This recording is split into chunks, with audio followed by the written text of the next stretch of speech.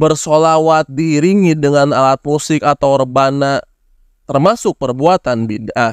Perbuatan ini mirip dengan kebiasaan yang sering dilakukan oleh orang-orang sufi.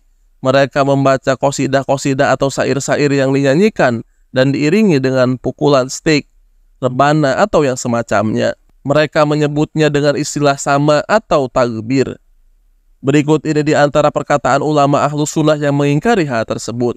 Imam Asy-Syafi'i berkata di Irak, aku meninggalkan sesuatu yang dinamakan takbir, yaitu perkara baru yang diada-adakan oleh zanadikoh, orang-orang zindik dan menyimpang. Mereka menghalangi manusia dari Al-Quran dan Sunnah. Imam Ahmad ditanya tentang takbir. Beliau menjawab itu adalah perkara bid'ah. Riwayat Al-Khala dinukil dari kitab Tahrim Al-Tarb halaman 163. Imam At-Turtusi, tokoh ulama Malikiyah dari kota Qurtubah yang wafat pada tahun 520 Hijriah, beliau ditanya tentang sekelompok orang, yaitu orang-orang sufi di suatu tempat yang membaca Al-Quran. Lalu seseorang di antara mereka menyanyikan syair, kemudian mereka menari dan bergoyang. Mereka memukul rebana dan memainkan seruling. Apakah menghadiri mereka itu halal atau tidak? Ditanya seperti itu, beliau menjawab, jalan orang-orang sufi adalah batil dan sesat. Islam itu hanyalah kitab Allah dan sunnah Rasulnya. Adapun menari-nari dan pura-pura menampakkan cinta kepada Allah, maka yang pertama kali mengadang-adakan adalah kawan-kawan Samiri pada zaman Nabi Musa, yaitu ketika Samiri membuat patung anak sapi yang bisa bersuara untuk mereka, lalu mereka datang menari-nari di sekitarnya dan berpura-pura menampakkan cinta kepada Allah. Tarian itu adalah agama orang-orang kafir dan para penyembah anak sapi. Adapun majelis Rasulullah SAW dan para sahabatnya penuh ketenangan, seolah-olah di atas kepala mereka dihinggapi burung.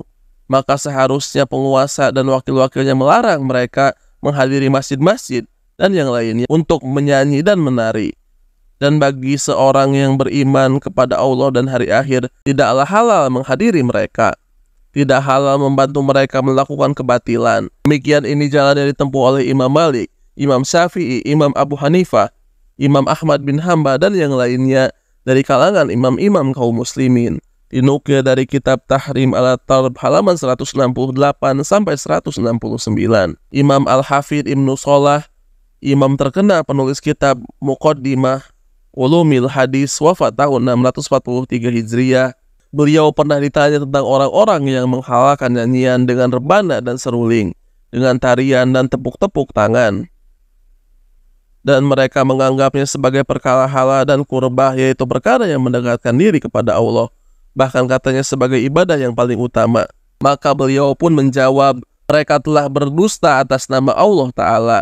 Dengan pendapat tersebut, mereka telah mengiringi orang-orang kebatinan yang menyimpang. Mereka juga telah menyelisihi ijma.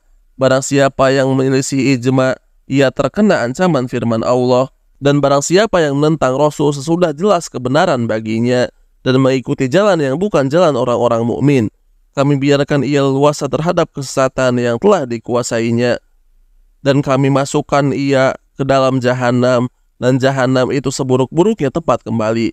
Quran Surat An-Nisa ayat 115. Syekhul Islam Ibnu Taimiyah rahimahullah berkata, dan telah diketahui secara pasti dari agama Islam bahwa Nabi SAW tidak mensyariatkan kepada orang-orang solih dan para ahli ibadah dari umat beliau agar mereka berkumpul dan mendengarkan bait-bait yang dilakukan dengan tepuk tangan atau pukulan dengan kayu, stik, atau rebana. Sebagaimana beliau tidak membolehkan bagi seorang pun untuk tidak mengikuti beliau atau tidak mengikuti apa yang ada pada Alkitab dan As-Sunnah.